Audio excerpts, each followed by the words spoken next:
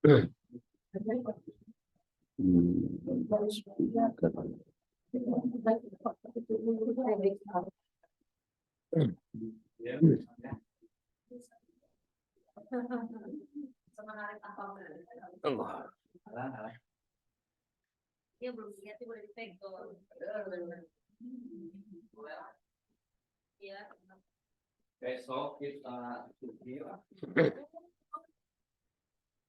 Perang di kawitan Bapak Ibu sadayana. Bismillahirrahmanirrahim. Assalamualaikum warahmatullahi wabarakatuh. Bismillahirrahmanirrahim. Alhamdulillahi rabbil alamin. Assalatu wassalamu ala asyrafil anbiya'i wal mursalin wa ala alihi wa sahbihi ajma'in wa man tabi'ahum bi ihsanin ila yaumiddin. Allahumma salli ala sayyidina Muhammad wa ala ali sayyidina Muhammad kama sallaita ala sayyidina Ibrahim wa ala ali sayyidina Ibrahim wa barik ala sayyidina Muhammad wa ala ali sayyidina Muhammad kama barakta ala sayyidina Ibrahim wa ala ali sayyidina Ibrahim fil alamin innaka Hamidum Majid. Allahumma salli ala ruhi Muhammadin fil arwah wa salli ala jasadi Muhammadin fil ajsad wa salli ala qabri Muhammadin fil qubur. Allahumma balligh ruha Muhammadin minni tahiyata wa salama. Allahumma salli ala nuril anwar wa siril asrar wa tiryaqil agyar wa miftahi babil yasar sayyidina Muhammadinil mukhtar wa alihil athhar wa ashabihil akhyar adada ni'amillahi wa ifdalih. Amma ba'du. Faya ayyuhal hadirun ittaqullaha haqqa tuqatihi wa la tamutunna illa wa antum muslimun. Faqala Allah ta'ala fi kitabihil karim wa huwa asdaqul qailin. A'udzu billahi minasyaitonir rajim. Wa dzakir fa inna dzikra tanfa'ul mu'minin. Wa qala nabiyuna Muhammadun sallallahu alaihi wasallam man kharaja fi talabil ilmi fahuwa fi sabilillahi hatta yarji'a. Wa qala aydan man taraka thalatha juma'in tahawunan taba'allahu ala qalbihi. Sadaqallahul adzim wa sadaqa rasuluhun nabiyil karim wa nahnu ala dzalika minasyahidin wa syakirin walhamdulillahi rabbil alamin. Bapak Ibu yang saya hormati, sebelum dimulai mari kita bacakan surah Al-Fatihah. Kita niatkan semoga dengan wasilah keberkahan surah Al-Fatihah yang akan kita baca, semoga segala bentuk warna-warni kebaikan Allah limpah curahkan, terkhusus untuk seluruh orang tua kita dan seluruh guru-guru kita yang sudah menjadi jalan datangnya ilmu Allah kepada kita. Khususon ila abaina wa ummahatina wa jami'i masyayikhina wa asatidatina. Al-Fatihah. A'udzu billahi minasyaitonir rajim. Bismillahirrahmanirrahim. Alhamdulillahi rabbil alamin arrahmanir rahim maliki yaumiddin. Iyyaka na'budu wa iyyaka nasta'in ihdinas siratal mustaqim. Siratal ladzina an'amta 'alaihim ghairil maghdubi 'alaihim waladdallin. Rabbighfir lana wa liwalidina wa limasyayikhina wa li jami'il muslimina amin. Alhamdulillahirabbil alamin. Segala puji hanya milik Allah Subhanahu wa taala. Allah yang maha luas rahmatnya, Allah yang maha luas kasih sayangnya, yang mana alhamdulillah dengan rahmat Allah, dengan kudrah daripada Allah, dengan kasih sayang dari Allah, di pagi hari menjelang zuhur ini kembali kita dipertemukan oleh Allah Subhanahu wa taala di majelis yang mulia, di majelis ilmu, di majelis yang dicintai oleh Allah, di majelis yang didoakan oleh para malaikat, di majelis yang di sana kita berjihadnya untuk menggali ilmu, mencari pengetahuan, yang mana semoga dengan ilmu yang kita cari itu menjadi wasilah, menjadi cukang lantaran, menjadi asbab kita bisa lebih baik dalam beribadah kepada Allah Subhanahu wa taala. Karena Bapak Ibu rahimakumullah, di antara kadar kebahagiaan seseorang itu berbanding lurus dengan kesungguhan dia dalam beribadah kepada Allah. Semakin hebat seseorang itu bersungguh-sungguh dalam beribadah kepada Allah, maka insya Allah akan semakin tinggi pula kebahagiaan yang akan Allah berikan kepadanya gitu. Tapi ketika seorang hamba semakin berleha-leha gitu, naonnya istilah Sunda mah kedul gitu dalam ibadah ke Allah gitunya, maka ya nanti kebahagiaan yang akan dia dapatkan juga kemungkinan akan berbanding lurus gitunya dengan pangedulana gitu, dengan kemalasanana. Nah, di antara bukti keseriusan kita dalam beribadah kepada Allah yaitu seriusnya kita dalam mencari ilmu ibadah ke Allah. Ya, karena dalam keterangan disebutkan wa kullu man bi ghairi ilmin ya'malu amaluhu mardudatun la tuqbalu. Kan gitunya suka disampaikan oleh guru-guru kita wa kullu man bi ghairi ilmin ya'malu amaluhu mardudatun la tuqbalu. Barang siapa yang dia melaksanakan amal ibadah bighairi ilmin tapi tidak disertai dengan ilmunya, khawatir gitu kan si amal ibadah yang dilakukannya mardudatun la tuqbalu, tidak diterima oleh Allah Subhanahu wa taala. Nah, semoga Bapak Ibunya ari ku ilmu mah nya sasieun sabeunjeureun walaupun amal ibadahnya sedikit tapi ari didasaran ku ilmu mah semoga menjadi amaliyah yang makbulah. Sebagai contoh Bapak Ibunya, kalau dengan ilmu mah jangankan perkara ibadah yang mahdoh, jangankan perkara ibadah yang besar gitu, perkara amal yang remeh temeh kata orang Sunda mah tek-tek bengek teu hanteu, itu bisa menjadi amal yang diterima oleh Allah menjadi bekal kita fid dunya wal akhirah. Ya, contoh Bapak Ibunya, kalau orang semangat mencari ilmu, giat segut dalam thalabul ilmi, itu jangankan dengan sholat wajibna, jangankan dengan tahajud duhana, jangankan dengan puasa Ramadana, eh, tidur eta, ku tidurna eta bisa menjadi bekal ibadah. Oh, saya kemarin dinasehati kurang lebih lajang senalamun maneh sholat, kuat ente sholat 5 jam.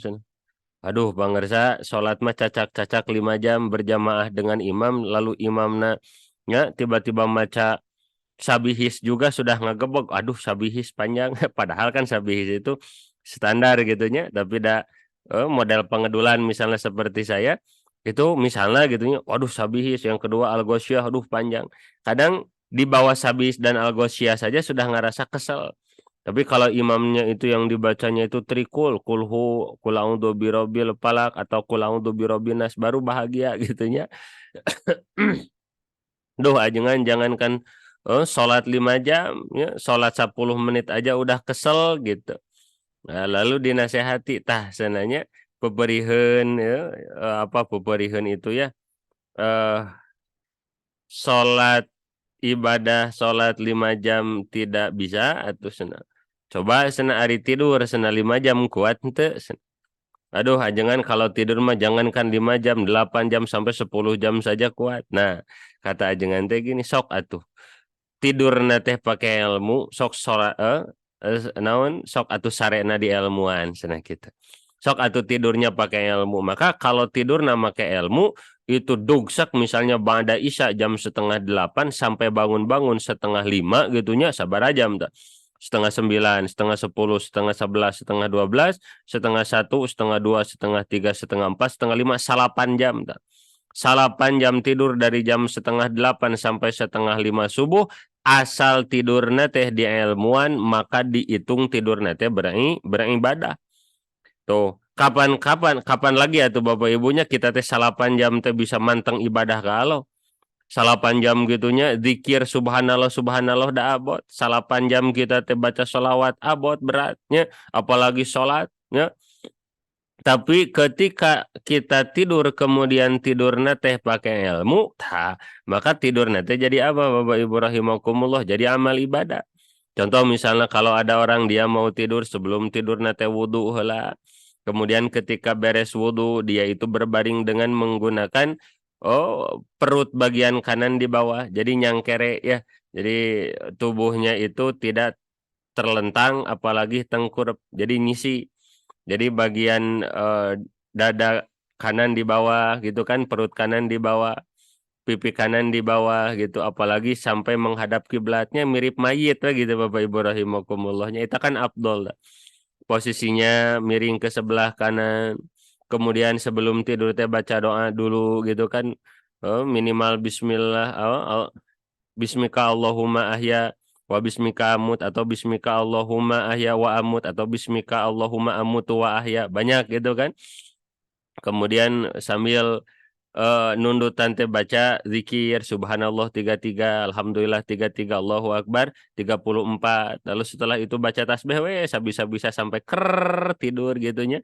Nah, maka ketika seseorang terlelap dalam zikirnya kepada Allah, maka sepanjang tidur nanti dianggap zikir ibadah ke Allah. Tuh kita dugsek gitu kan sampai kena tapi dihitung ibadah. Kenapa? Karena sebelum tidur nanti make ilmu heula gitu.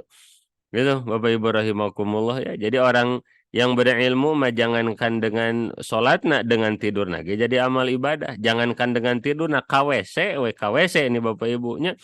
Asal pakai ilmu na, pakai adab-adabanana, eta KWC jadi amal ibadah. Buang air besarnya, cara duduknya, adab-adabnya yang bagus gimana gitu kan. Ketika buang air kecil, ketika mandi, gitu kan. Perkara-perkara kecil nanti di ilmuan, maka di WC-na jadi amal ibadah. Jadi bagi orang yang malas misalnya teh sholat, yang malas untuk puasa tapi ingin banyak pahala, nah maka hal-hal yang sederhana dalam kehidupan sehari-hari kudu didasarkan ku ilmu. Atuh gitu Bapak Ibu, ada orang misalnya teh ke surgana boleh jadi tidak dengan tahajudnya. Ke surgana teh boleh jadi tidak dengan sholat duhana, boleh jadi tidak dengan puasa sunnahna. Nah, boleh jadi ke surgana teh kumakan. Nah, iya mah gitu kan di alam dunia teh rewok barang dahar we ngan saukur botram. Tapi kenapa masuk surga? Oh, ternyata dia itu makan tapi nyarande ka Kangjeng Nabi. Dia mah setiap makan menggunakan adab-adab Islami, menggunakan sunnah-sunnah Kangjeng Nabi dari mulai cara duduknya gitu kan.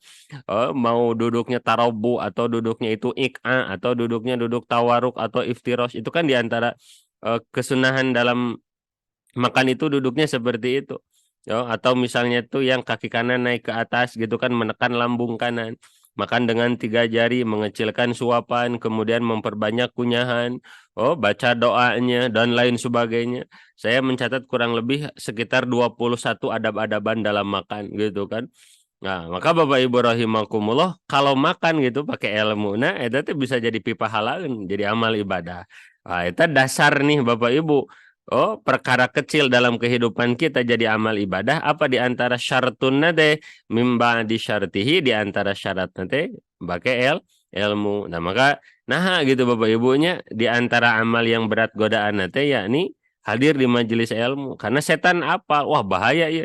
Kalau misalnya teh ini orang penuh dengan ilmu kepalanya, penuh dengan hilim hikmah kolbunya, maka jangankan dengan sholatna gitu kan, masuk WC-na jadi asbab ridho Allah, makan jadi asbab ridho Allah, tidur jadi asbab ridho Allah. Aduh, masya Allah. Bawa anak ke Alfa jadi asbab ridho Allah, bawa istri ke Borma jadi asbab ridho Allah. Kenapa? Karena bawa istri ke Borma pakai ilmu, bawa anak ke Alfa pakai ilmu. Tapi kalau tanpa ilmu boleh jadi ketika ada suami ngasih jajan ke istrinya, ada ayah ngasih jajan ke anaknya, tidak jadi ibadah. Nah, sebab tidak pakai ilmu. Nah, itu teh ilmu nih Bapak Ibu rahimakumullahnya. Sekali lagi, kalau bi'ilmin, dengan ilmu, jangankan perkara yang besar, perkara remeh temeh, tek-tek bengek tekuhan teh, itu kalau dipakai ilmu gitu menjadi asbab pahala. Nah, semoga Bapak Ibu rahimakumullah hadir kita di majelis ilmu ieu sing jadi wasilah Allah Subhanahu wa taala mengkaruniakan kepada kita ilmu yang barokah, ilmu yang membawa manfaat dunia akhirat, sehingga masuk ke dalam salah satu nasihat daripada sahabat Kangjeng Nabi, kullu hayatina ibadatun. Jadikanlah setiap sisi daripada kehidupan kita, detik kehidupan kita itu sehari-harinya jadi apa? Jadi amal ibadah, dari pagi sampai pagi lagi, dari buka mata sampai tutup mata gitu kan, ibadah gitu.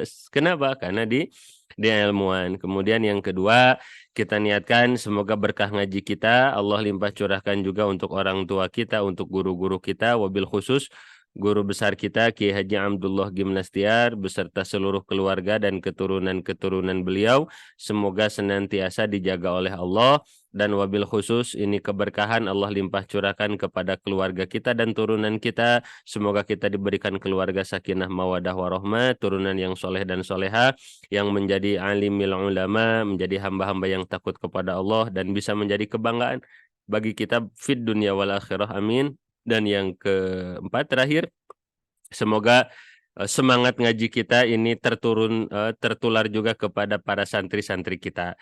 Karena Bapak Ibu rahimakumullah, semangat ngaji, giroh tolab ilmu itu nurun. Nah, maka ada istilah al ilmu nurun. Naon nurun teh? Nurun tehnya turun ke bawah, dari atas ke bawah. Nurun. Ya, jadi kudu nurun semangat mah. Jadi kalau kita ke santri itu ngaji atuh kedul pisan, ngaji atuh jangan malas. Ya, bil qauli dengan lisan, misalnya kita teh ngajak kepada santri ngaji, cing semangat ngaji, ari kitana gitu kan ahwalna gitu. Ari kitana tidak semangat ngaji, nah maka ruhna teh moal nyampe. Ya, tapi kalau ada guru lisannya menasehati kepada santri ngaji, tapi guru ini juga semangat dalam menuntut ilmu kepada guru-gurunya gitu, maka akan beda. Nanti qaulnya itu akan ada nur Allah. Beda nanti sirna teh beda engke ka qalbu santri teh. Kenapa? Karena bukan hanya menasehati bil akwal, tapi menasehati juga bil ahwal. Jadi kan Bapak Ibu, kita menasehati santri itu ada dengan lisan, ada dengan perbuatan. Nah, kadang kenapa ada seseorang yang ketika menasehati kok seakan-akan tidak masuk ke dalam kolbu santri, itu boleh jadi ada ketidaksesuaian antara lisannya dengan perbuatannya. Misalnya lisan kita menasehati sing sumangat ngaji, ari perbuatan kita kedul karena ngaji teh. Nah, maka susah nanti masuk nate. Tapi ketika kita menasihati kepada anak teh sok atuh sing semangat ngaji, tapi kita menasehati anak agar semangat ngaji teh memang sudah kita amalkan, dah kita lagi semangat ngaji. Oh, pulang kerja bada isya nyari majelis. Pulang kerja bada maghrib nyari pangaosan. Kita aja kayak semangat gitu kan. Apalagi kita punya garapan kitab ke guru-guru kita. Angke beda gitu ruh yang akan diterima oleh para santri teh. Kita misalnya ke santri cing beradab atau ke guru, tapi mohon maaf kitanya juga nggak punya adab ke guru-guru kita. Nah, maka susah kayak nyambung karena ruh santri teh. Tapi kalau kita misalnya ke santri teh sok atau sing ta'diman wa takriman ka ilmu, sing ta'diman wa takriman atau minimal ka kitab tuh, kitab teh jangan disimpan di mana wae gitu kan. Ari kita misalnya di rumah Quran disimpan di mana aja. Kitab-kitab disimpan berserakan di mana saja. Maka itu tidak nyambung, goer munasabah bainal aqwal wal ahwal, tidak sesuai antara perkataan dan perbuatan. Nah, maka Bapak Ibu kan kalau saya dulu dinasehati sok jang lamun ngajarkeun adab ka santri teh tobat heula karena dosa hidup kan jadi guru. Jadi Bapak Ibu kalau kita mau mengajarkan adab ke santri, mau mengajarkan tata krama kepada santri, maka di antara kuncinya teh apa? Kita kudu banyak tobat atas dosa-dosa kita ke guru-guru kita. Coba we Bapak Ibunya, mari kita tafakuri bagaimana dulu dosa kita ke guru SD-nya, atau dari TK bahkannya dari guru PAUD, meren dosa kita ke guru PAUD, guru TK, SD, SMP, SMA atau kuliah gitu kan, atau guru-guru kita di madrasah di pesantren. Berapa kali kita suudon kepada beliau, berapa kali kita menggibahi beliau, berapa kali kita suul adab kepada beliau. Nah, karena dosa-dosa kita gitunya ke guru-guru kita itu yang akan menumpulkan lisan kita, yang akan menumpulkan sirrullah, sirna Allah nu aya dina diri kita, gitu kan, bisa jadi kehalang kahijab gara-gara apa? Nyaeta dosa-dosa kita ke guru-guru kita yang belum ditobatan. Maka Bapak Ibu kalau ada guru yang dia itu senantiasa bisa mentafakuri, mentadaburi, menghayati, mengenang setiap dosa-dosanya atas guru-guru kepada guru-gurunya, kemudian dia mentobati, maka insya Allah boleh jadi qaul nanti perkataannya itu sederhana, tapi perkataan sederhana itu ketika dibimbing oleh nurna Allah, dibimbing oleh maunah nati Allah, bisa nembus ke dalam kolbu santri, yang boleh jadi mungkin tidak merubah santri saat itu ketika di pesantren, tapi ketika keluar daripada pesantren, itu perkataan yang disampaikan oleh sang guru tersebut akan menjadi wasilah perubahan pada santri tersebut. Nah, maka Bapak Ibu rahimakumullah, bismillahnya semangat kita dalam hadir di majelis ilmu sing nurun ya ke santri-santri kita. Amin ya Allah ya Rabbal alamin. Bapak Ibu hadirin jamaah rahimakumullah, kita akan melanjutkan hancagarapan kita di bab sholat Jumat. Kemarin kita sudah sedikit membahas mengenai syurutul Jum'ati sittatun, syarat sah salat Jumat itu ada 6. Di pertemuan kali ini kita akan mencoba membahas 2 pasal, semoga cukup Bapak Ibu ya, tentang arkanul khutbataini khamsatun, tentang 5 rukun 2 khutbah, dan syurutul khutbataini asyaratun, dan syarat sahnya 2 khutbah. Jadi akan mempelajari rukun 2 khutbah dan syarat sah 2 khutbah. Nah, setelah ini selesai, nah akan mempelajari insya Allah yang rada-rada serem-serem gimana gitunya, ngebahas tentang bab hak mayit. Dari mulai cara ngapanan, ngamandian gitu kan, nyolatan dan lain sebagainya.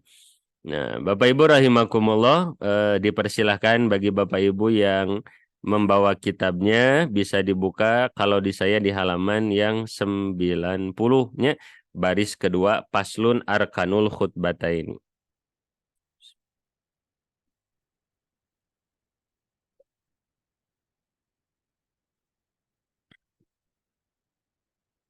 Allah. Bismillahirrahmanirrahim, khususan ila mu'alif hadal kitab Al-Fatihah. A'udzu billahi minasyaitonir rajim. Bismillahirrahmanirrahim. Alhamdulillahi rabbil alamin. Arrahmanir rahim. Maliki yaumiddin. Iyyaka na'budu wa iyyaka nasta'in. Ihdinas siratal mustaqim. Siratal ladzina an'amta 'alaihim ghairil maghdubi 'alaihim waladdallin. Rabbighfir lana wa liwalidina wa limasyaikhina wa li jami'il muslimina. Amin. Bismillahirrahmanirrahim. Qala al-musannifu rahimahullahu ta'ala wa nafa'ana bi'ulumihi fi daraini amin. Paslun, adapun ini pasal. Arkanul khutbataini, adapun rukun-rukun 2 khutbah. Khamsatun, itu ada 5.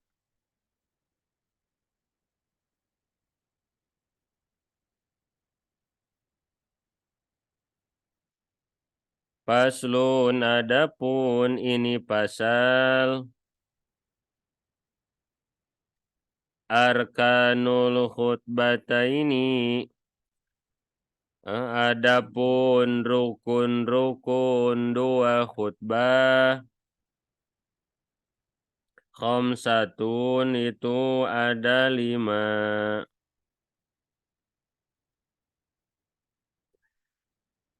Hamdulillahi, pertama memuji Allah.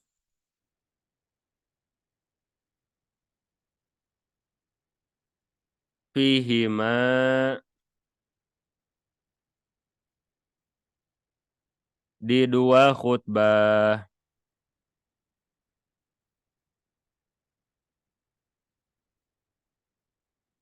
Hamdulillahi, memuji Allah.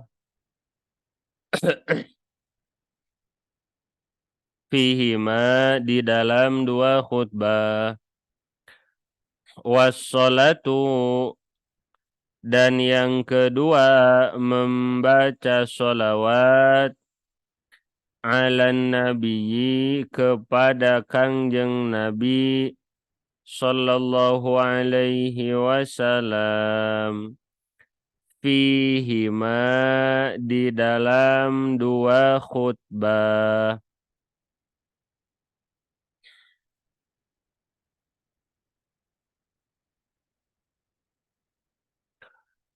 Wal wasiyatu, dan yang ketiga wasiat. Bit taqwa, dengan takwa. Fihima, di dalam 2 khutbah.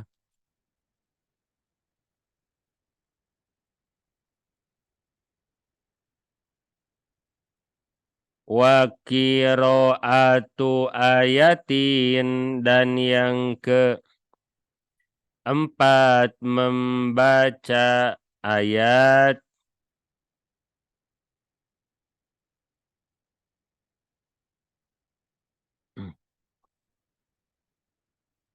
Minal Qur'ani,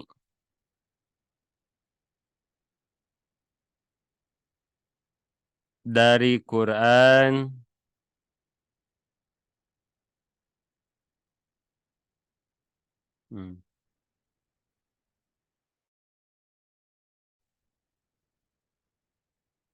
fi ihdahima di salah satu dua khutbah.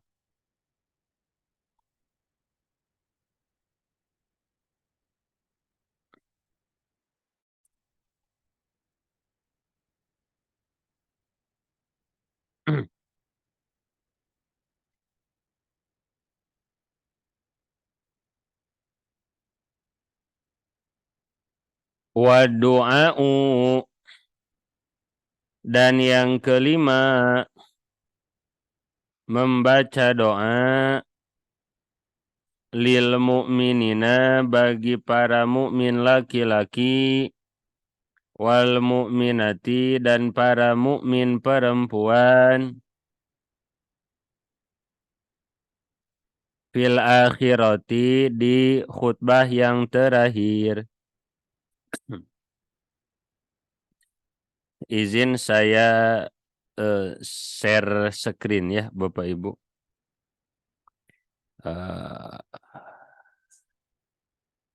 Semoga sudah tampil ya. Nah, ini Bapak Ibu share screen.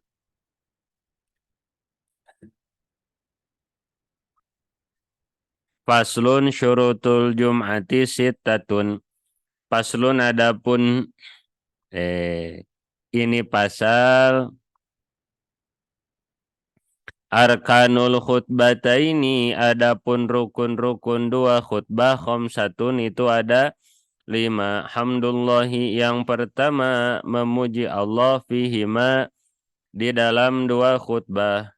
Wassalatu, dan yang kedua membaca sholawat ala nabi kepada kangjeng Nabi Muhammad sallallahu alaihi wasallam fihima di dalam dua khutbah. Ini salah ya, harusnya fihima ya, nulis pihaknya. Oh, salah. Kurang huruf mim. Ya. Wal wasiyatu bitaqwa, dan yang ketiga wasiat takwa ya, fihima di itu dua khutbah. Wa qiraatu ayatin, dan yang keempat membaca ayat Quran, wa qiraayatin, dan membaca ayat minal Qur'ani dari Quran, fi ihdahima di salah satu dua khutbah. Wa du'a'u, dan yang kelima membaca doa lil mu'minina bagi para mukmin laki-laki wal mu'minati dan para mukmin perempuan fil akhirati di khutbah yang terakhir dalam kurung khutbah yang kedua. Wallahu a'lam bissawab. Bapak Ibu hadirin wal hadirat rahimakumullah. Dalam Islam itu sepanjang yang saya ketahui jumlah khutbah dalam Islam itu ada 10. Ya, ada 10. Dari 10 khutbah Jumat ini dari 10 jenis khutbah ini satu wajib, yang 9 hukumnya sunat. Ya, sekali lagi Bapak Ibunya, di dalam Islam itu yang namanya khutbah jumlah jamleh ada 10. Ya, ada 10. Di 10 jenis khutbah itu ya 9 hukumna sunat, 1 hukumna wajib. Nah, apa saja 10 jenis daripada khutbah Jumat itu? Ya, apa saja 10 jenis daripada khutbah itu? Puntennya. Yang pertama ya, dalam Islam itu ada yang disebut dengan khutbah Jumat. Yang kedua ada khutbah Idul Fitri. Yang ketiga ada khutbah Idul Adha. Yang keempat ada khutbah gerhana matahari. Yang kelima ada khutbah gerhana bulan. Yang keenam khutbah salat istisqa. Yang ketujuh khutbah tanggal 7 Zulhijjah, yakni persiapan menuju wukuf di Arafah.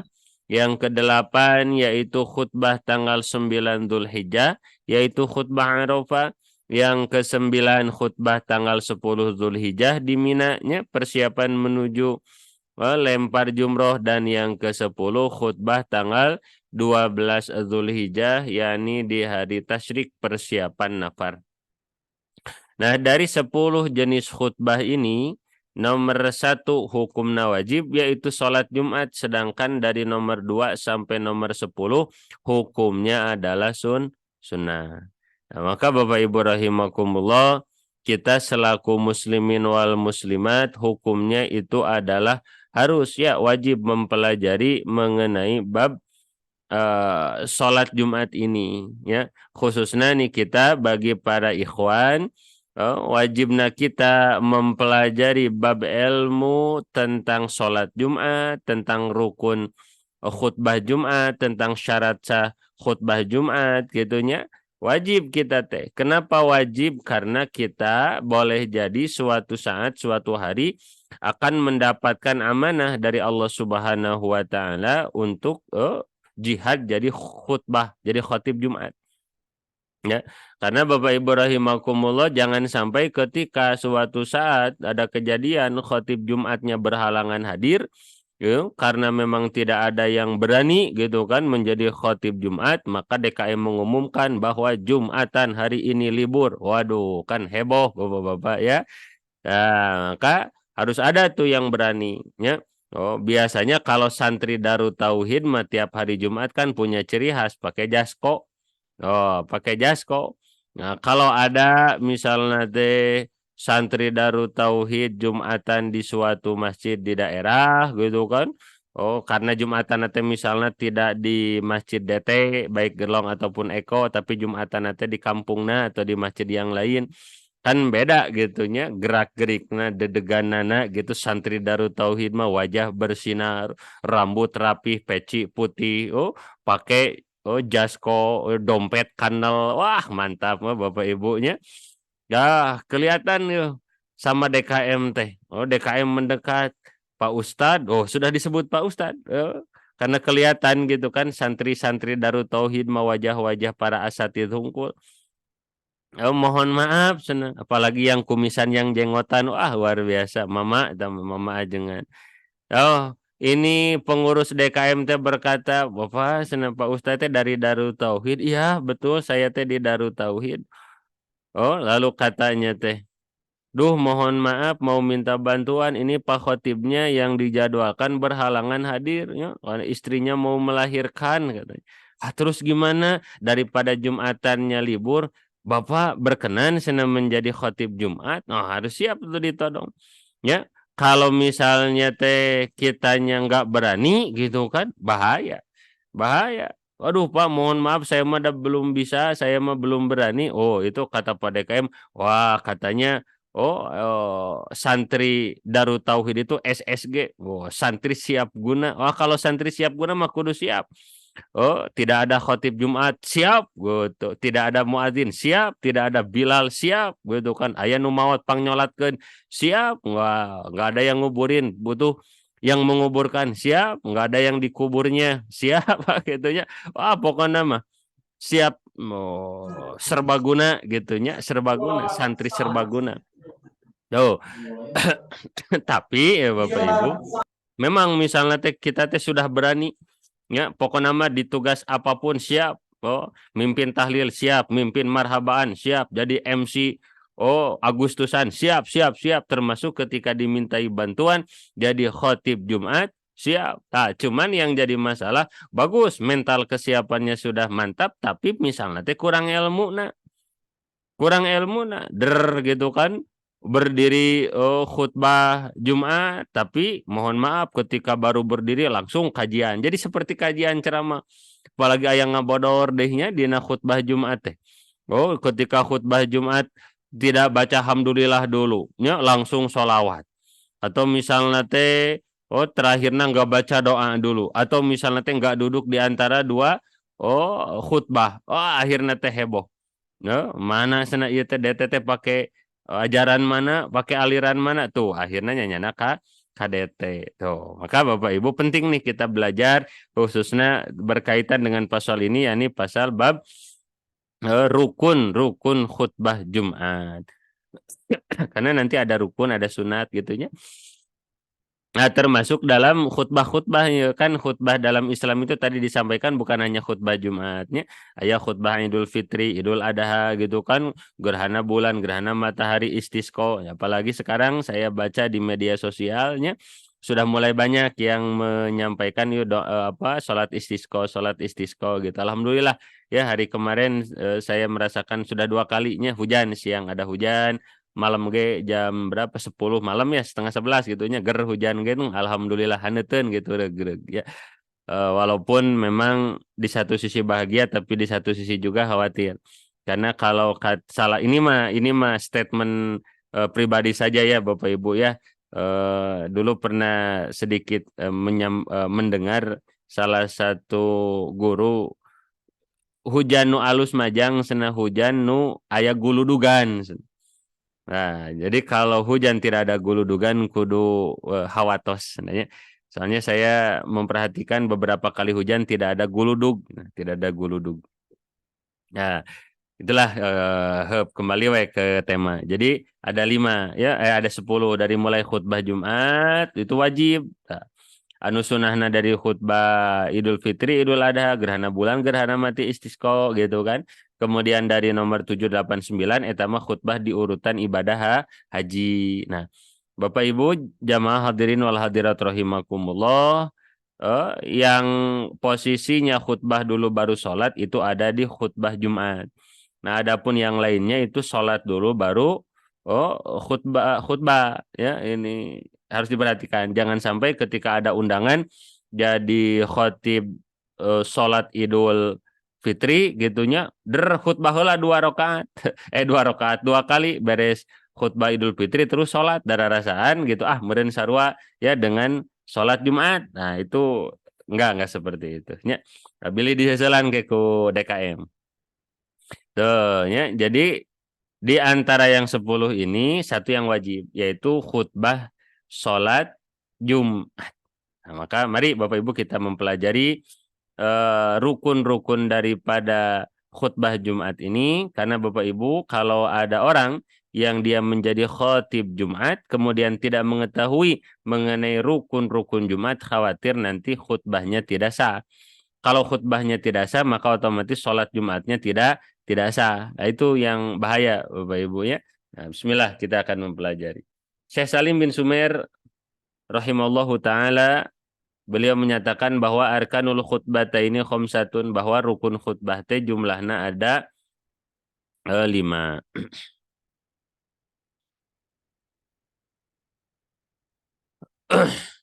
Hamdulillahi fihima. Yang pertama adalah membaca pujian kepada Allah ya di antaranya ngangge segat alhamdulillahirabbil alamin atau yang paling pendek alhamdulillah. Jadi rukun daripada khutbah itu yang pertama adalah membaca pujian kepada Allah. Ya di antaranya lah simpel nama baca alhamdulillah baik di khutbah yang pertama ataupun di khutbah yang kedua. Nah, kemudian yang kedua wassalatu ala nabi sallallahu alaihi wasallam fihima. Yang kedua adalah membaca sholawat. Ya, baca sholawat kepada Kangjeng Nabi baik di khutbah yang pertama ataupun di khutbah yang kedua. Nah, contohnya Allahumma sholli ala sayyidina Muhammad. Ya, pondok ya. Kemudian wal wasiyatu bitaqwa fihima, yang ketiga berwasiat takwa. Biasanya imam suka mengatakan ittaqullah atau ya ayyuhalladzina amanu taqullaha gitu. Mangga we wasiat takwa, bahkan di sarah sapi nama bisa juga dengan atiullaha, mangga gitu. Tapi yang masyhur mah apa? Ittaqullaha haqqa tuqati atau minimal ittaqullaha. Oh, itu yang pendek. Kemudian wa qiraatu ayatin minal Qur'ani fi ihdahima. kemudian membaca ayat Al-Qur'an fi ihdahima di salah satu. Nah, jadi Bapak Ibu hadirin jamaah rahimakumullah, di 5 rukun ini teh ada yang wajib ada di antara dua khutbah ini, ada yang pilihan ya. Nah, yang wajib ada di antara 2 khutbah itu apa? Yang pertama alhamdulillah, yang kedua sholawat, yang ketiga wasiat takwa. Nah, 3 ucapan ini teh mengucapkan alhamdulillahirabbil alamin misalnya, kemudian Allahumma sholli ala sayyidina Muhammadin. Kemudian yang ketiga, ittaqullaha. Nah, 3 ucapan ini, yakni pujian ke Allah, sholawat ke Kangjeng Nabi, dan wasiat takwa, ini wajib ada di khutbah yang pertama dan wajib ada di khutbah yang kedua. Tuh. Nah, adapun rukun yang keempat, wa qiraatu ayatin minal Qur'ani fi ihdahima. Adapun membaca ayat daripada Al-Qur'an itu bebas, ya. Mau di khutbah yang pertama boleh, mau di khutbah yang kedua boleh, ya. Tapi yang masyhur yang sering kita dapati daripada khatib-khatib Jumat itu biasanya di khutbah yang pertama, ya. Nah, jadi khutbah yang pertama teh gitu misalnya ada khatib berdiri, alhamdulillahirabbil alamin, assalatu wassalamu ala asyrofil anbiya'i wal mursalin. Allahumma sholli ala sayyidina Muhammad wa ala alihi washabihi ajmain. Amma ba'du. Nah, misalkan kita baca apa? Hamdalah, baca sholawat. Amma ba'du, fayang ibadallah atau ayuhan nas, ya. Ittaqullaha haqqa tuqatihi wa la tamutunna illa wa antum muslimun. Kan ada 3-nya. Jadi alhamdulillah, Allahumma sholli ala sayyidina Muhammad, terus ittaqullaha. Nah, ini 3 lafaz ini, ya, harus ada di khutbah yang pertama ataupun khutbah yang kedua. Nah, kemudian misalnya tadi di khutbah yang pertama beres ittaqullaha haqqa tuqatihi wala tamutunna illa wa antum muslimun. Faqala Allah Ta'ala fi kitabihil karim, a'udzubillahi minasyaitonir rajim, qul huwallahu ahad. Nah, itu sudah cukup. Ya, itu khutbah yang pertama misalnya teh. Dibaca di khutbah yang kedua boleh. Itu yang keempat, yakni membaca ayat daripada Al-Qur'an. Yang kelima, wa du'a'u lil mu'minina wal mu'minati fil akhirah, dan yang kelima adalah berdoa untuk mukminin wal mukminat. Di mana itu teh? Di khutbah yang kedua. Nah, bedanya gitu ya. Kalau baca hamdalah, baca sholawat, dan baca wasiat takwa itu wajib di khutbah 1 ada, wajib di khutbah 2 ada. Yang adapun yang keempat, membaca ayat suci Al-Qur'an, itu boleh pilihannya, mau di khutbah pertama boleh, mau di khutbah yang kedua boleh.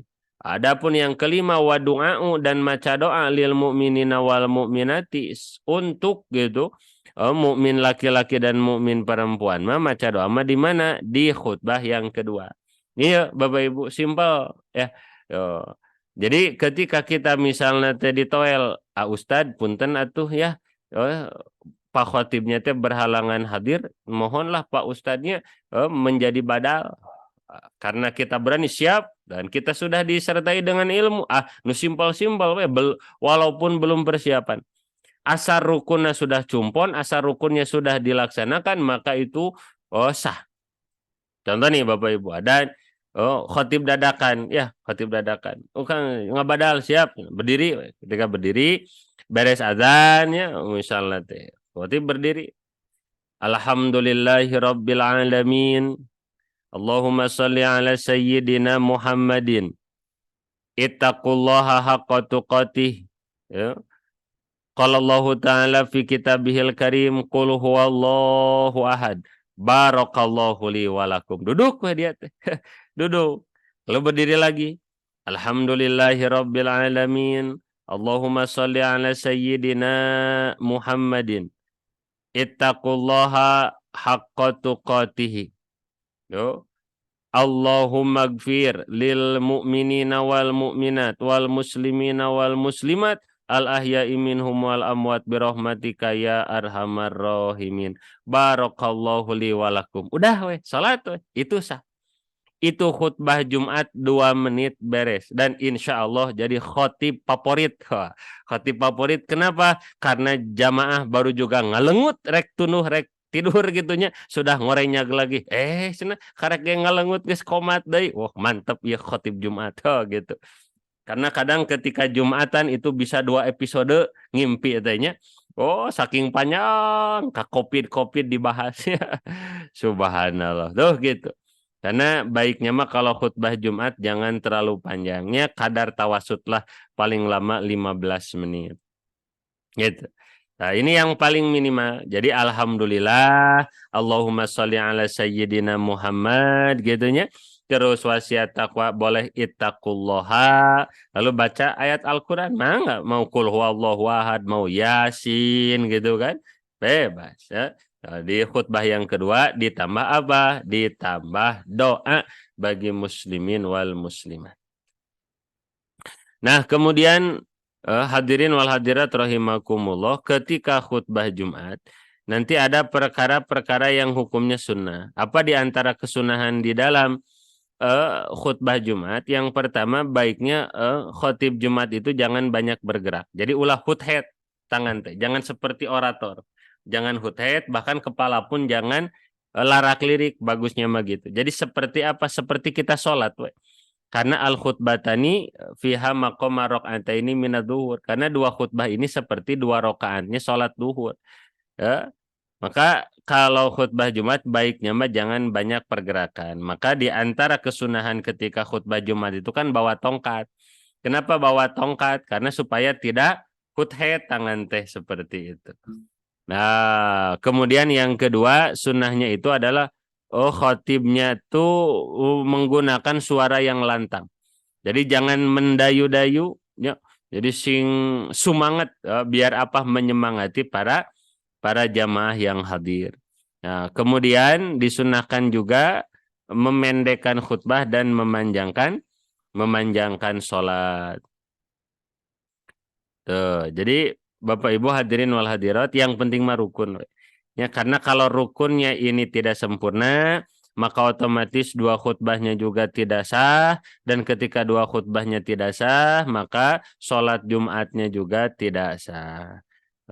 Wallahu alam bissawab. Baik Bapak Ibu, sebelum kita masuk kepada pasal yang kedua, yakni paslun syurutul khutbataini asyaratun, berkenaan dengan 10 syarat sah dua khutbah.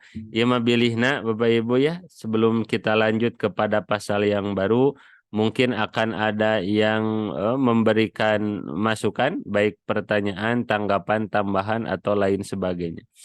Mangga Bapak Ibu, dihaturanan bilih aya nu bade naroskeun.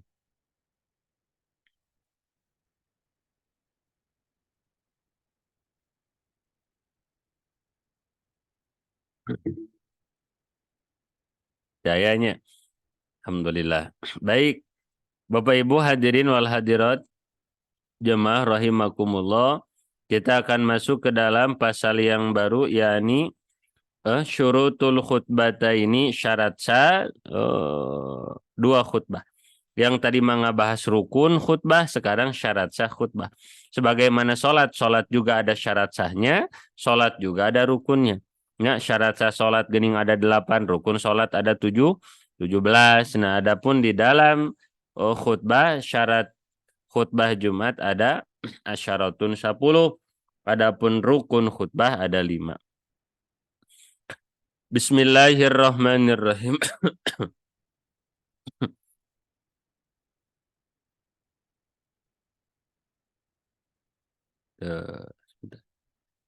Bismillahirrahmanirrahim. Qala al-musannifu rahimahullahu ta'ala wa nafa'ana bi'ulumihi fi dharaini amin. Paslun, adapun ini pasal syurutul khutbata, ini adapun syarat sahnya dua khutbah, asyaratun itu ada 10.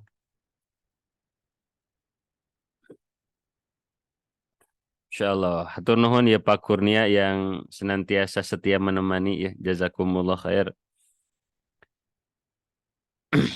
Syurutul khutbata ini adapun Syarat sahna dua khutbah syaratun itu ada 10. Atau harotu yang pertama suci anil hadasaini dari dua hadas al asgori baik hadas kecil wal akbari dan hadas besar.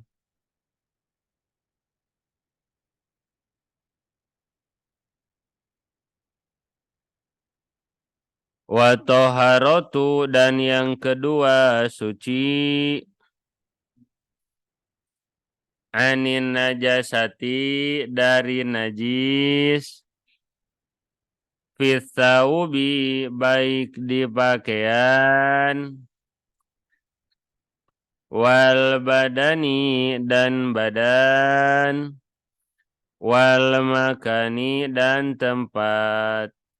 Bapak Ibu yang sekiranya sudah menguasai kosakatanya, maka tidak perlu ditulis lagi terjemahnya. Ya, cukup diharokatan we gitu karena memang sudah banyak yakni kata-kata mufradat atau vocabulary-nya yang banyak diulang-ulang. Contohnya gitu kan hadasaini, dua hadas.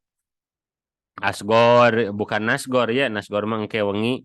Asgor kecil, akbar besarnya.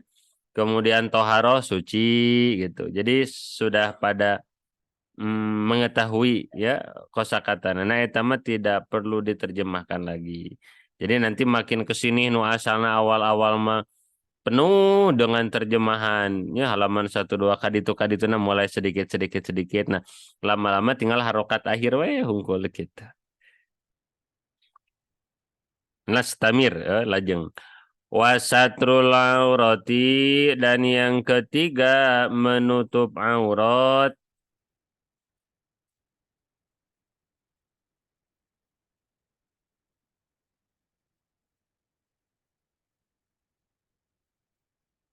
wal qiyamu dan berdiri alal qadiri bagi yang mampu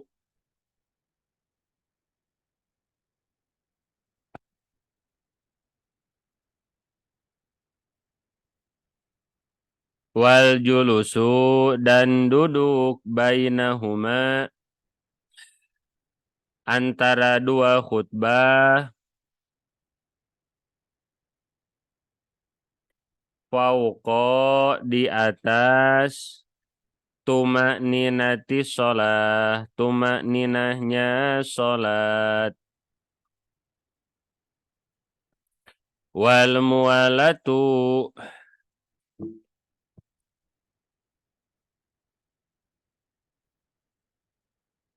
dan bersambung bainahuma antara dua khutbah wa baina sholati dan antara sholat wa antakuna dan terbukti bil arabiyati dengan bahasa Arab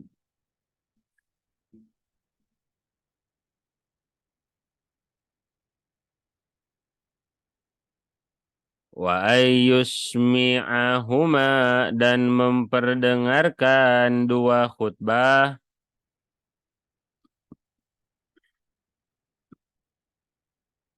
wa an yusmi'ahuma dan memperdengarkan dua khutbah arba'ina kepada 40 orang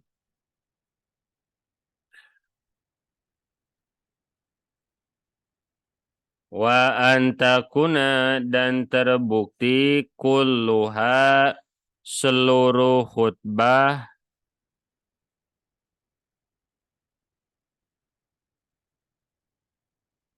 fi waktu zuhri di waktu duhur.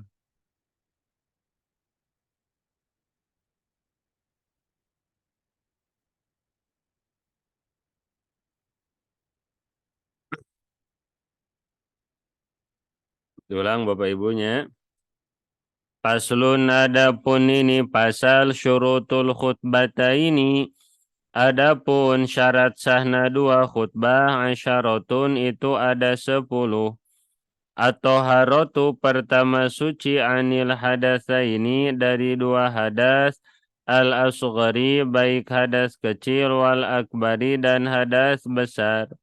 Wa taharatu dan suci anin najasati dari najis fi thawbi di pakaian wal badani dan badan wal makani dan tempat. Wasatrul aurati dan menutup aurat wal qiyamu dan berdiri alal qadiri kepada orang yang mampu wal julusu dan duduk bainahuma antara dua khutbah fauqa tumaninati sholati di atas tumaninahnya sholat wal mualatu dan bersambung atau terus menerus bainahuma antara dua khutbah wa baina sholati dan antara dari sholat wa antakuna bil arabiyati dan terbukti itu rukun-rukun khutbah Jumat bil arabiyati dengan bahasa Arab wa yusmi'ahuma dan memperdengarkan itu dua khutbah siapa itu khatibul Jumati arba'ina kepada 40 orang wa antakuna dan terbukti itu khutbah Jumat kulluha seluruhnya itu khutbah Jumat fi waktu zuhri di waktu sholat duhur. Wallahu a'lam bissawab.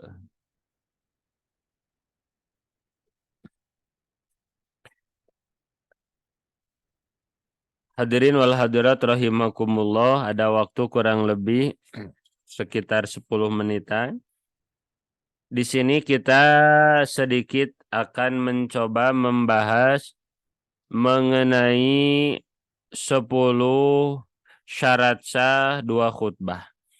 Bapak Ibu, kalau kita melihat terhadap syarat sah dua khutbah ini, sepintas seakan-akan ini syarat sah sholat. Kenapa sepintas seakan-akan syarat sah sholat? Karena al-khutbatani fiha maqama rak'ataini minadzuhur. Karena dua khutbah Jumat itu menjadi pengganti daripada dua rakaat sholat duhur. Jadi kan sholat duhur itu ada 4. Ya. Nah maka sholat Jumat itu kan sholat di waktu duhur. Nah sholat Jumat 2 rakaat. Kan 2 rakaat lagi kemana? Nah 2 rakaatnya itu diganti dengan 2 khutbah Jumat. Nah, maka Bapak Ibu, bagi orang yang memang dulu pernah meninggalkan sholat Jumatnya, baik sengaja ataupun tidak sengaja, fa'alaihil qada'u, maka wajib itu sholat Jumatnya diqada. Lalu bagaimana cara mengqada sholat Jumat? Yakni diqadanya bukan dengan sholat Jumat 2 rakaat lagi, bukan. Tapi mengqada sholat Jumat itu adalah dengan cara menggantinya dengan sholat duhur. Misalnya ada orang dia itu saking kecapeanana kerja bergadang atau ngaronda atau pas satpam misalnya malam tidak tidur. Nah tidur teh jam 11-nya. Nanti we udah berangkat Jumatan mah 11:30. Ya duh teu kuat riet ya. Jam 11 mau ngedeng heula goledag ngogoler di atas kasur. Nah, niatnya bangun jam sabaraha? Jam 11:30 mau berangkat Jumatan. Gitunya labas. Oh, offset dari jam berapa? Jam 11 tidur, tidurnya. Lalu bangun-bangun teh misalnya jam 4 sore. Astagfirullahaladzim, lihat jam teh jam 4 sore.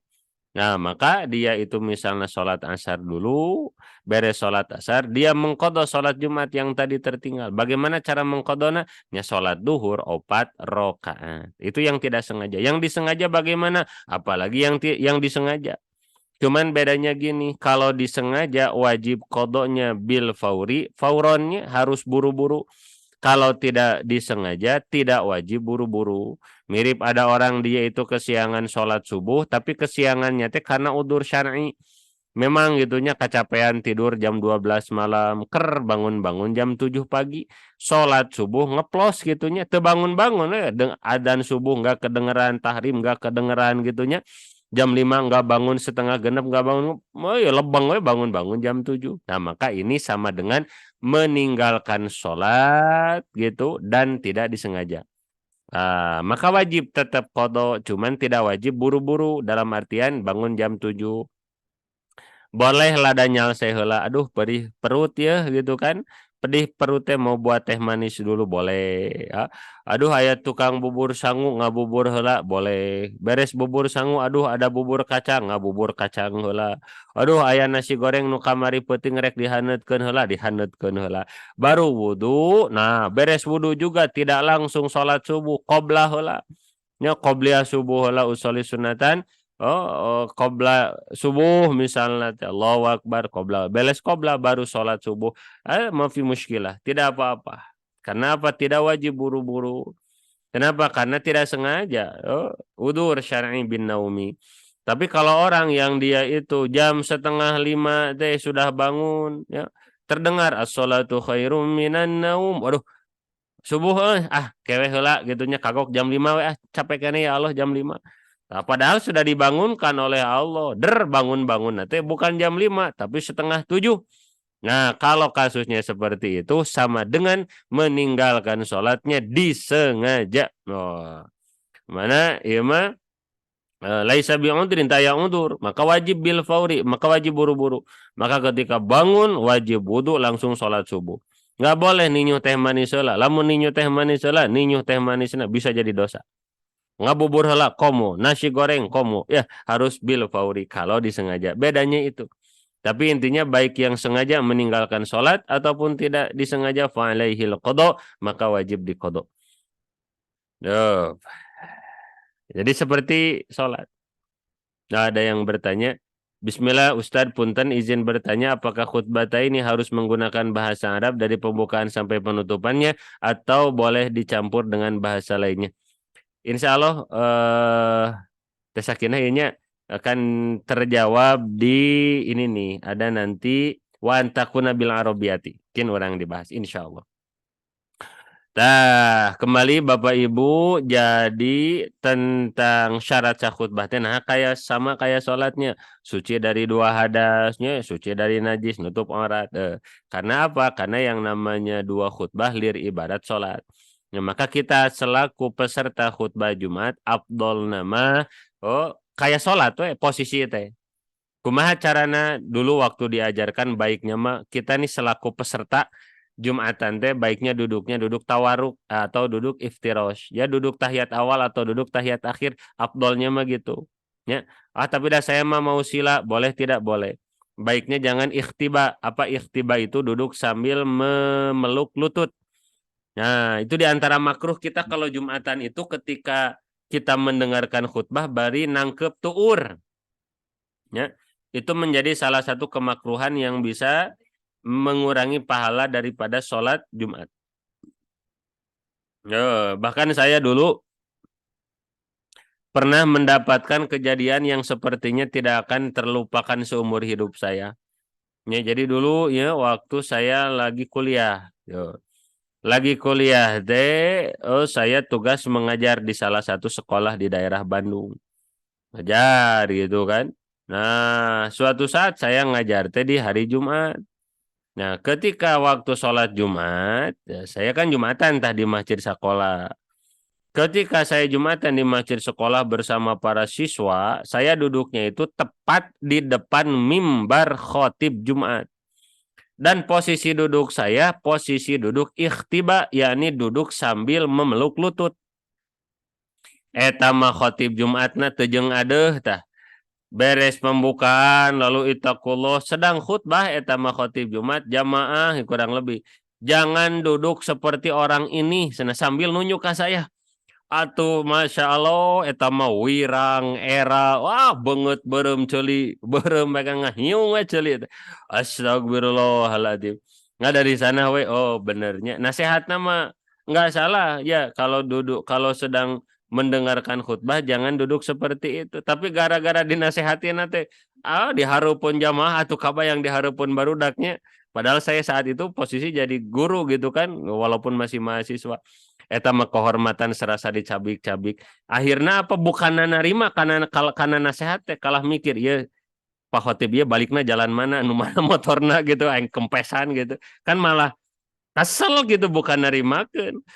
Karena segala sesuatu yang baik kalau disampaikan dengan cara yang buruk ya akibatnya tidak baik kan seperti itu. Nah, tapi intinya apa? Kembali ke topik. Jadi, kenapa kalau di dalam kita mendengarkan khutbah Jumat itu bagusnya duduknya yang bagusnya tawaruk atau iftirosh atau sila lah paling maksimal ya, jangan sampai nangkep tuur lah. Enggak dosa sih, tapi makruh sayang itu mengurangi pahala. Kemudian yang kedua, jangan banyak bergerak ya, seperti sedang mendengar khutbah teh nyetrek-nyetrek counter itu makruh. Tangan gerak-gerak muter-muter tasbih. Tahu saya makruh. Udah we diam tangan diam. Apalagi sedang sholat Jumat gitu kan, sedang mendengarkan khotib Jumat, mukaan WhatsApp, mukaan Instagram, mukaan TikTok, main Mobile Legend, FF, dan lain. Tadi sedang jadi peserta khutbah Jumat. Cik atau ke ibadah mah doh mah sedang Jumatan mah itu HP simpen dulu saja. Kan bisa seperti itu. Nah, kemudian yang ketiga jangan berkata-kata menegur ya. Ulah soleh teuing. Ada anak-anak yang ngobrol padahal khotib sudah berdiri di atas mimbar lalu kita berkata jangan ulah hareureuynya. Nah, kita ngobrol gitu itu teh menghabiskan pahala sholat Jumat kita. Kan sayang gep we. Lisan dikunci, tangan dikunci, tubuh dikunci, mata fokus ke khotib Jumat. Itu yang bagus seperti itu. Ya, jangan dikunci juga mata karena mata kalau merem bisa hilang ingatan ya, tidur. Ya, ya bagus nama gitu, bagus nama. Ya, jadi Bapak Ibu, syarat sah khutbah itu ada 10. Yang pertama at-taharatu anil hadatsaini al-asghari wal akbari. Yang pertama adalah harus suci dari hadas kecil dan hadas besar. Jadi ini khotib Jumat wajib gitunya benar-benar tahu tentang cara wudhu yang baik dan cara mandi wajib yang baik. Jangan sampai sudah berpuluh-puluh kali, berbulan-bulan, bertahun-tahun jadi khotib Jumat, misalnya wudhunya belum benar, mandi wajibnya belum benar, itu kan itu bahaya. Jadi harus suci. Bagaimana kalau ketika menyampaikan khutbah tiba-tiba batal? Nah, maka ini si khotib Jumat turun, wudhu dulu, kemudian naik lagi. Seperti itu. Wa toharotu anin najasati fi thawbi wal badani wal makani. Ya. Dan yang kedua adalah suci daripada najis. Yang suci dari najis itu apa? Pakaian kita selaku khatib. Wajib suci dari najis. Nggak boleh ada najis baik mutawasito, mukhafafah, apalagi mughalladhah, baik yang ainiyah ataupun hukmiyah. Kita pastikan dulu suci. Kemudian ada yang disebut wal makani dan tempat. Nah, tempat itu bukan hanya sajadah nih Bapak Ibu. Ya, yang wajib suci itu bukan hanya pakaian, badan kita dan sajadah tempat, tapi perkara yang nempel di kita. Nah, ini yang bahaya apa? Hati-hati nih untuk kita para pengurus DKM ya, yang harus sering diperiksa sebelum diadakan khutbatul Jumati apa mimbar. Jangan sampai di mimbar itu di bawahnya ada tai cak-cak atau ada tai berit. Nah, itu hati-hati Bapak Ibu. Karena kalau di tempat mimbar itu ada tai berit ataupun ada tai cak-cak maka itu khutbah Jumatnya tidak sah. Bahaya. Kemudian yang kedua yang nempel ke khotib. Apa yang nempel? Contohnya clip on. Nah, clip on itu kan Bapak Ibunya ada yang pakai kabel seperti ini, ada yang wireless. Nah, apa wireless? Wirelessnya pakai itu yang tanpa kabel. Nah, kalau yang pakai kabel berhati-hati. Kenapa? Ini terus ke sana yang nyambung ke clip on imam itu wajib suci. Kalau seandainya ini imam teh pakai clip on, yang pakai kabel, kabelnya kan nempel karena amplifier. Lalu di amplifier teh di atasnya ada tai cak-cak, maka sholatnya khutbahnya tidak sah. Kenapa? Karena sama dengan membawa najis. Oh, jadi DKM harus membersihkan dulu amplifier. Nu amannya paling pakai clip on. Gitu. Harus suci. Kemudian wasatrul aurati dan nutup terhadap aurat. Hati-hati gitu ya, apalagi khotib Jumatnya misalnya ahlul hisab atau rokiun. Sok nyesep lah gitu. Hati-hati kalau ada daripada sarungnya yang bekas bara api gitu kan, ada bolong kakoet kupaku gitu, sedikit saja terlihat antara pusar sampai dengan lutut, maka batal daripada khutbah ataupun sholat. Kemudian wal qiyamu dan berdiri alal qadiri bagi orang yang mampu. Kalau imam ini mampu berdiri maka wajib berdiri. Tapi kalau imam sedang misalnya lagi berdiri khutbah tiba-tiba tidak kuat sakit gitu, kalau terus berdiri bisa tumbang, nggak apa-apa sambil duduk. Kalau nggak kuat duduk ya berbaring. Tapi kalau sudah berbaring lebih baik jangan jadi khotib toswe pasikeun kanu sanes gitunya. Kemudian wal julusu bainahuma fauqa tuma'ninati, kemudian duduk di antara dua khutbah dengan tuma'ninah fauqa sholati, melebihi tuma'ninahnya dalam sholat. Jadi kalau beres khutbah Jumat yang pertama kan duduk tuh si khatib itu. Nah duduknya itu berapa lama? Yakni melebihi daripada kadar tuma'ninah sholat. Kalau tuma'ninah dalam sholat kan kadar maca subhanallah misalnya 2 detik atau 3 detiknya. Nah kita lebihkan atau 5 detik. Nah, di antara dulu waktu belajar kalau khotib lagi duduk ya, sepanjang maca kulhu Bismillahirrahmanirrahim. Qul huwallahu ahad Allahu samad lam yalid wa lam yulad wa lam yakul lahu kufuwan ahad. Baru berdiri lagi untuk khutbah yang kedua. Dan bagi makmum ini adalah waktu terbaik untuk berdoa kepada Allah Subhanahu wa taala. Dan doanya tidak wajib pakai bahasa Arab, boleh pakai bahasa kita. Ketika khotib selesai daripada khutbah yang pertama, kemudian khotib duduk, ngadoa singkat terekebek. Ya Allah artos, cicis, lunas cicilan, ya Allah jodoh, ya Allah rumah, ya Allah motor, mobil, kop gitu. Dunia atau akhirat, ya Allah mau masuk surga, mau husnul khotimah, mau sholat khusyuk, mau bisa sholat tahajud. Dunia akhirat. Atau saya mah yakin Allah lebih mengetahui tentang saya. Allah Maha mengetahui kebutuhan saya. Allah Maha mengetahui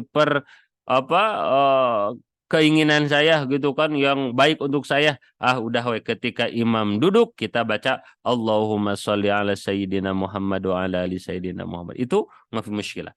Maka teman-teman kalau kita lagi dengar yang khotib Jumat kemudian khotib duduk, kadang ada yang Allahumma sholli wa sallim wa barik ala sayyidina Muhammad. Ada yang baca sholawat. Nah ini diantara dasarnya. Tapi intinya mah nggak mau baca sholawat, boleh tawasul ijabah doa, mau langsung doa Allahumma, boleh, mau minta dunia, boleh, mau minta akhirat juga, boleh. Ini mohon maaf lagi rame di ruangan nih Bapak Ibu ya. Baik, selanjutnya nih Bapak Ibu hadirin wal hadirat rahimakumullah. Selanjutnya wa baina sholati dan wal mualatu dan mualah ya. Bainahuma antara dua khutbah. Jadi harus mualah. Apa mualah itu? Langsung dari antara khutbah 1 sampai khutbah yang kedua. Enggak boleh terjeda lama. Contoh nih, ketika beres khutbah yang pertama khotib sakit perut.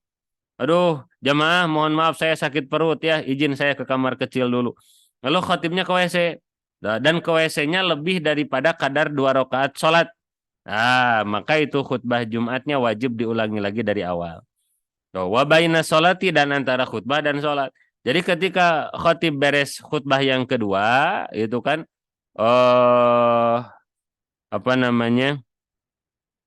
barakallahu li walakum yang kedua gitu kan.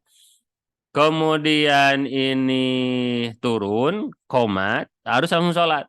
Ya nggak boleh terjeda. Jadi misalnya beres khutbah kedua pas mau sholat, khotib teh sarapan dulu, maka itu wajib diulangi dari khutbah yang pertama. Nah ini tadi berkaitan dengan pertanyaan dari Teh Sakinah ya tadi. Wan takuna bil arabiyati dan wajib pakai bahasa Arab. Nah yang wajib pakai bahasa Arab teh apanya? Rukun khutbahnya. Rukun khutbah dari mulai pujian, sholawat, wasiat taqwa, ayat Quran. Ini wajib bil arabiyati dengan bahasa Arab. Jadi tidak bisa ketika kita berdiri jadi khotib Jumat segala puji hanya milik Allah. Salawat serta salam semoga tercurah kepada Nabi Muhammad Rasulullah. Misalnya, saya berwasiat kepada seluruh jamaah yang hadir takwalah kepada Allah, itu tidak sah. Ya, wajib pakai bahasa Arab dulu.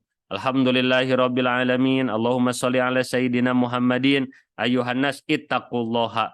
Qala Allah Ta'ala qul huwallahu ahad. Nah, itu wajib pakai bahasa Arab. Nah, adapun isi daripada penjelasan wasiat takwa, sebagian pendapat wajib pakai bahasa Arab, sebagian pendapat boleh pakai bahasa Indonesia gitu. Ya, jadi yang wajib pakai bahasa Arab itu di rukunnya. Wa yusmi'ahuma arba'ina, dan wajib mendengar kepada itu khutbah, yakni 40 orang. Minimal 39 daripada makmum dan 1 orang khatib, 40. Wa antakuna kulluha fi waqti dhuhri, dan terbukti itu sholat Jumat dari mulai khutbah itu waktu zuhri, yakni sudah masuk waktu zuhur. Kalau khutbah Jumat dimulainya sebelum masuk waktu zuhur, maka sholatnya tidak diterima. Ada yang bertanya, Ustadz Khairuddin nih, bagaimana hukumnya ketika khatib sudah naik mimbar dan berkhutbah, tapi masih ada jamaah yang melaksanakan sholat sunnah? Nah, hadirin jamaah rahimakumullah, intinya ketika ada orang yang ketika masuk masjid, kemudian dia melaksanakan sholat sunnah, dan pada saat itu khatib naik mimbar, lalu bagaimana hukumnya? Sefaham saya ini tidak jadi masalah. Kenapa? Karena pernah terjadi di zaman Kangjeng Nabi Muhammad SAW, itu Kangjeng Nabi sedang khutbah, lalu datang salah satu sahabat gitu kan, mau langsung duduk, tapi itu dilarang oleh Nabi. Jangan langsung duduk, tapi sholat dulu 2 rakaat. Nah, ini berbeda pendapat ulama. Ada yang mengatakan bahwa 2 rakaat sholat yang dilakukan oleh sahabat yang terlambat ini adalah, katanya ada yang mengatakan sholat tahiyatul masjid, dan ada lagi sebagian yang mengatakan itu adalah sholat qobliyah Jumat. Gitunya. Tapi kita selaku makmum, alangkah baiknya jangan sampai ketika khatib Jumat sudah naik mimbar lalu kita masih sholat sunnah. Kenapa? Karena boleh jadi itu menunjukkan kita terlambat datang sholat. Karena sebaik-baiknya orang yang hadir di sholat Jumat itu, ini bagi makmum ya, sebaik-baiknya bagi makmum hadir di sholat Jumat itu adalah yang pertama sholat di saf awal gitu kan, sampai di antara kesunahannya juga tahiyatul masjidnya 4 rakaat gitu kan, dan para ranjang, surat nateh para ranjang itu diantara keabdolan. Kalau makmum diusahakan atau jam 10-nya bagus, setengah 11, jam 11 kamar masjid. Adapun khatib Jumat itu disarankan datangnya injury time, menjelang kepada adzan. Karena kalau khatib Jumat sudah datang ke masjid, nah, maka nanti pahala makmum-makmum yang datang setelah khatib itu pahalanya akan berkurang. Seperti itu mungkin yang bisa disampaikan. Wallahu a'lam bishawab. Alhamdulillah, hadirin wal hadirat, teman-teman rahimakumullah, Bapak Ibu yang saya hormati, kita sudah berada di penghujung acara. Mohon maaf ini offset 5 menit. Sekali lagi semoga apa yang kita perjuangkan, apa yang kita lakukan dari awal sampai akhir ini menjadi amal yang diterima oleh Allah dan jadi wasilah kita mendapatkan ridho daripada Allah Subhanahu wa taala. Amin ya Allah ya rabbal alamin. Bapak Ibu, mari kita tutup bersama-sama dengan membaca doa kifaratul majlis. Subhanaka Allahumma wa bihamdika asyhadu an la ilaha illa anta astaghfiruka wa atubu ilaik. Mohon maaf lahir dan batin. Assalamualaikum warahmatullahi wabarakatuh. Waalaikumsalam. Mangga Bapak Ibu bilih aya nu hilap teh acan di screenshot heula. Nya kanggo laporan. Nuhun kasadayana hapunten.